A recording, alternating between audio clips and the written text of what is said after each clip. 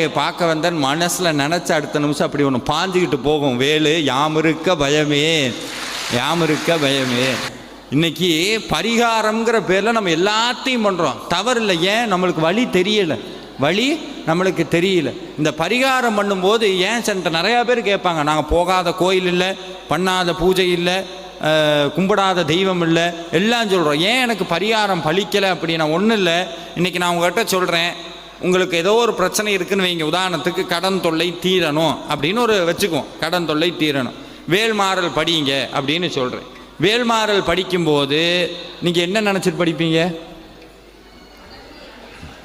எதை நினைப்பீங்க? கடனை நினைப்பீங்க. முருகனை அவர் சார் எங்களுக்கு கடன் தீரணும் சார். ஒரு உண்மையை சொல்லட்டுமா? பூஜை பண்ணும்போது எதை நினைக்கின்றோமோ அது சாத்தியமாகும். நல்லா